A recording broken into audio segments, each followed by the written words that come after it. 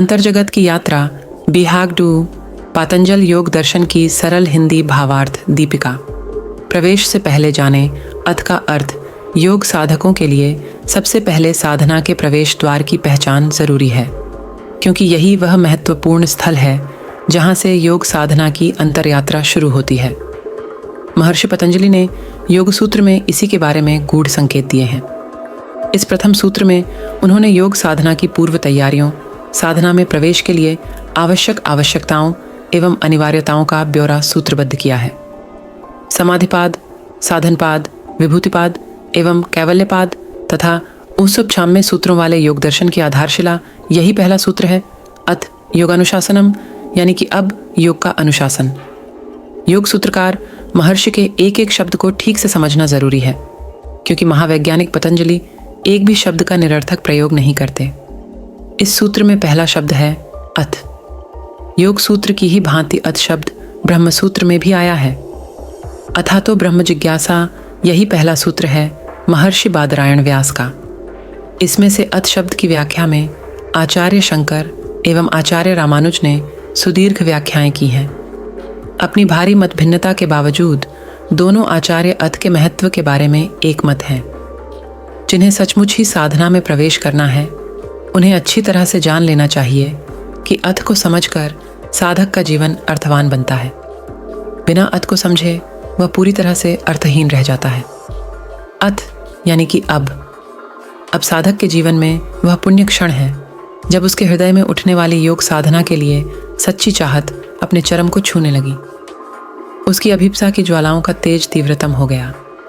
उसकी पात्रता की परिपक्वता हर कसौटी पर खरी साबित हो चुकी। उसका शिष्यत्व पूरी तरह से जाग उठा। उसकी पुकार में वह तीव्रता और त्वरा आ गई कि सद्गुरु उससे मिलने के लिए विकल बेचैन हो उठे। परम पूज्य गुरुदेव के जीवन में अथ का पुण्य क्षण 15 वर्ष की आयु में ही आ गया। वह पात्रता और पवित्रता की हर कसौटी पर पिछले जन्मों से ही खरे थे। श्री रामकृष्ण परमहंस, समर्थ स्वामी रामदास, संत कबीर के रूप में उन्होंने योग साधना के सत्य को पूरी तरह जिया था। अपने जीवन को इसकी अनुभूतियों के रस में डुबोया था। फिर भी उन्हें इस बार भी अपनी पात्रता को सिद्ध करना पड़ा, जो उन्हीं की भाषा में पिसे को पीसा जाना था। उनकी जागृत चेतना की पुकार इतनी तीव्र हो उठी कि उनके सद्गुरु हिमालय के गुह्य क्षेत्र से भागे चले आए। उन्होंने इस सत्य को बताते हुए अपनी आत्मकथा हमारी वसीयत और विरासत में लिखा। हमें गुरु के लिए भाग दौड़ नहीं करनी पड़ी, हमारे गुरुदेव तो स्वयं ही हम तक दौड़े चले आए। यह है महर्षि पतंजलि के योग सूत्र के प्रथम सूत्र के प्रथम शब्द को समझ लेने का चमत्कार। अथ के रहस्य को जान लेने की अनुभूति, इसके प्रयोग को सिद्ध कर लेने का सच, वर्टिकल बार। गुरुदेव ने जगह जगह पर अपने साहित्य में लिखा है, स्थान स्थान पर अपने प्रवचनों में कहा है कि हमारी मंशा अपने गुरु की जेब काटने की नहीं थी। हम तो उन्हें अपना शिष्यत्व समर्पित करना चाहते थे।